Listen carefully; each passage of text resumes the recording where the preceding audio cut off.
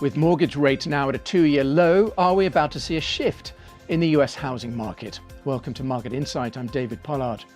Data out earlier on Wednesday showed new home sales fell 4.7% in August to an annualized 716,000.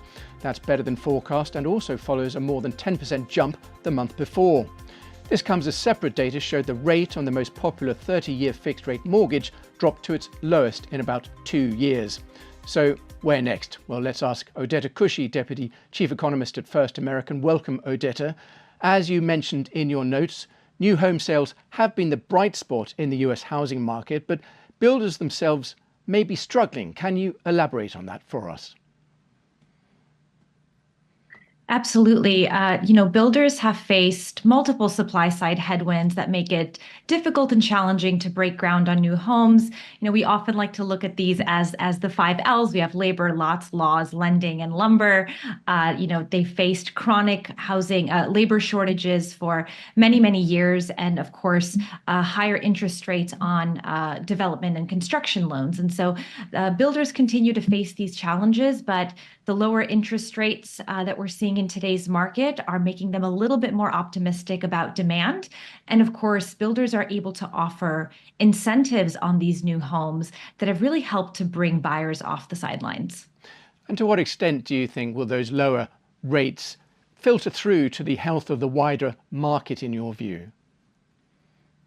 Well, lower mortgage rates generally are so important to the housing market. I think on the existing home side, it will certainly help to increase existing home sales, though I don't expect there to be a massive increase in existing home sales this year, simply because so many existing homeowners are still locked into rock bottom interest rates, and they're not necessarily financially incentivized to sell their homes. But certainly it should help on the demand side because it improves affordability.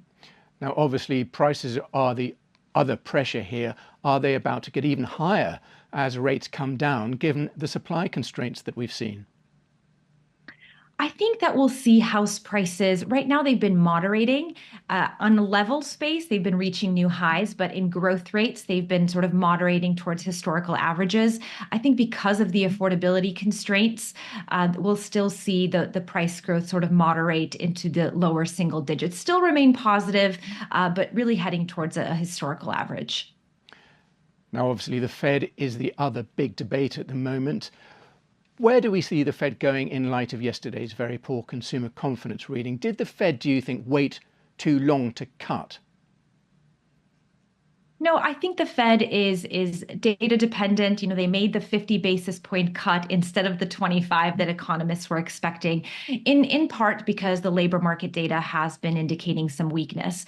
Going forward, the Fed signaled in their projections that we have, another 50 basis points of rate cuts coming this year, but that will really depend on incoming data reports between now and the end of the year.